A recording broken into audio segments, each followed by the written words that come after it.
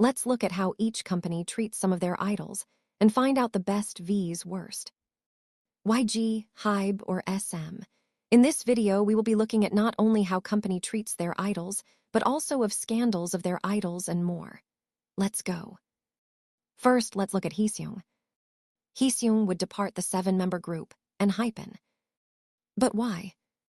On Tuesday, March 10th, Belift announced that Heeseung would no longer be a part of the first boy band created by Belift Hyben, and fans began to ask questions about the circumstances under which this happened and whether the label forced him to leave.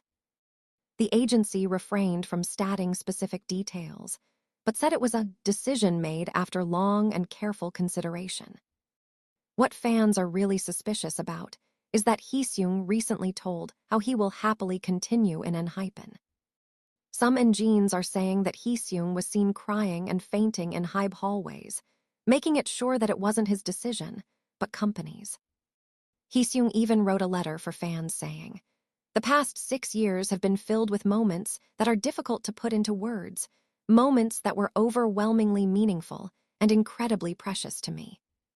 Some theory is saying that Bang Si-hyuk is just trying to cover up his own bad stuff. The petition for Heeseung to allow Heeseung to pursue solo activities without leaving Hyben has now over 15 million signs. Korean Njins are protesting in Korea, and over 15 trucks with Heeseung posters are also in front of Hybe building. Is Hybe actually covering up his own mistakes, or why the sudden decision? Manon from the global girl group Katseye has took a hiatus, wanting to focus on her mental health and mental well-being. That would be completely okay, but then she liked one of the Instagram posts that are speaking about racism. In fact, all of what is happening in Katseye right now is just way too messy. Some haters thinking that it is because she was chosen just because of her visual and couldn't keep up with other girls anymore. But my personal opinion is that she just needs a little break. Danielle. This is case from 2025. Danielle got kicked out of New Jeans because she signed another company's contract while being under a door. According to the agency, this was a serious violation of her exclusive contract. After the news broke, the company announced legal action against Danielle and demanded compensation of $30 million for breach of contract. Fans were extremely divided about the situation. Some people believed that the company was right because contracts are very strict in the K-pop industry, and breaking them can cause huge financial losses. Others argued that suing such a young idol for that much money seemed extremely harsh and could destroy her career completely. Many fans also questioned why Danielle felt the need to sign with another company in the first place. Some theories suggested that she might have been unhappy with the management, promotions, or creative direction of the group. The situation quickly became one of the most controversial idol company conflicts of 2025, with fans debating whether the company was protecting its business or punishing an idol too severely. Next, YG. YG was accused by fans to lack promotions for Blackpink's 2026 deadline comeback, and IT's true. No big promotions, and it feels so empty. Even in YG announcement, there was nothing about Blackpink. Fans are angry because they waited 3 years for just mini-album with 5 songs containing 2 leaked songs. 2NE1 disbandment. In 2016, 2NE1 suddenly disbanded. One member, Minzy, had already left earlier, and the remaining members said they found out about the disbandment through the news, not directly from the company. Fans were shocked and blamed YG for poor communication and management. SM. Jessica Young. In 2014, fans of Girls' Generation woke up to one of the most shocking announcements in K-pop history. Jessica Young, one of the most recognizable members of the group, suddenly posted a message on social media saying she had been forced out of the group. This shocked fans because Girls' Generation was not just any group.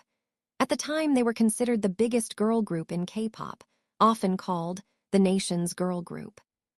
Jessica wrote that she was excited about continuing activities with the group, but that the company and the other members had decided she should leave. Soon after, SM Entertainment released their own statement. According to the company, Jessica had started focusing more on her fashion brand Blanc and Eclair, and this created scheduling conflicts with group activities. However, fans quickly began questioning the situation. Many fans believed that Jessica was pushed out unfairly, especially because she had been part of the group since debut and helped build its global popularity.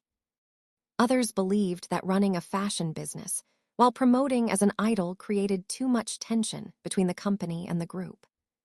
The situation became even more mysterious because neither side ever revealed the full details of what actually happened behind the scenes.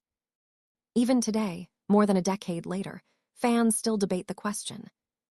Was Jessica forced out of the group? Or was it a necessary decision to protect the group's future?